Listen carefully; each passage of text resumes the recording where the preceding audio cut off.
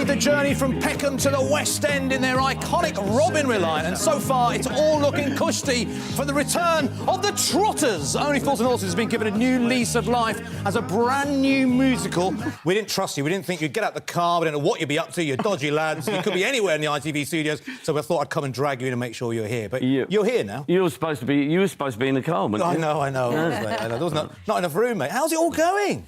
It's going really well. Amazing. Yeah, incredible. Yeah. So you just launched this week. Press night was this week. Yes. And I've heard you've had standing ovations every night. Yeah.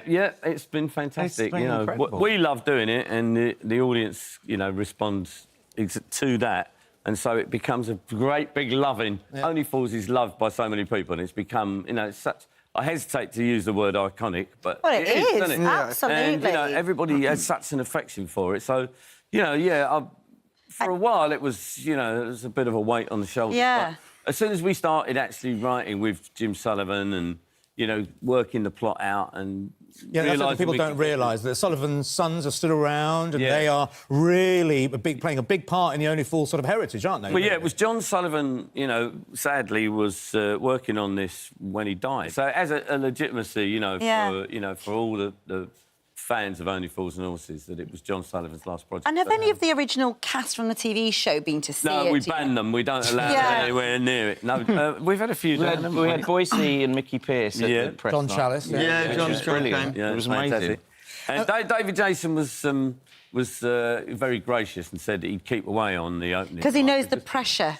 He does know the pressure. Yeah. You know the pressure on you. The last thing I want is to start selling to the front row and have Del Boy. Yeah, it might throw my game a bit. I mean, how do you approach that? I mean, it's probably the most iconic comedy character in Britain, and you are playing... Goodness knows how you approach... with bravery and stupidity. Yeah. But, yeah, they're huge shoes to fill, and, it's quite terrifying. It's a daunting task, and there's a lot of pressure, but I'm so privileged and honoured to have this pressure. Like, there's only one other man in the world who's got to play Del Boy, and I'm the other one. And it's a joyous role to play. And in terms of the music, I mean, I know some people just despise musical. I love Only Fools, can't stand musical. Well, exactly. It makes no sense. Why would they all just spring out? How do you merge that into is it funny? Are the songs funny? How does it work? Songs of some of the songs are the funniest bits, certainly funnier than these guys. Yeah.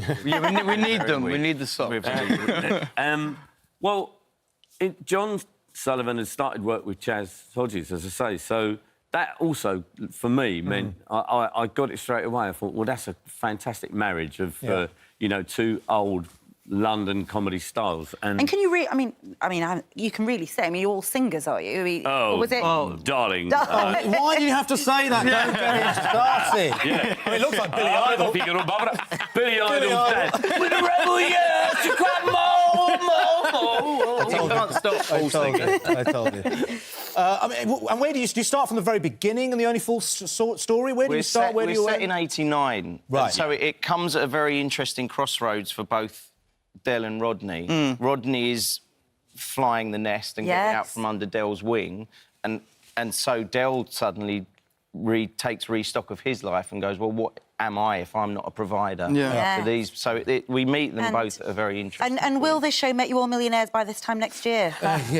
Well, interestingly... This show could kill me by the end of next year. Ryan, just to warn you, I've worked for Paul before. You're not going to be a millionaire very quickly. You've got to go and do your own work, all right? I'll go to Tom, then. What's it like working with a legend that is Paul Whitehouse? It's horrendous. Obviously, working with Paul and people like Tom, when I found out I was even going to get in the room with them, was...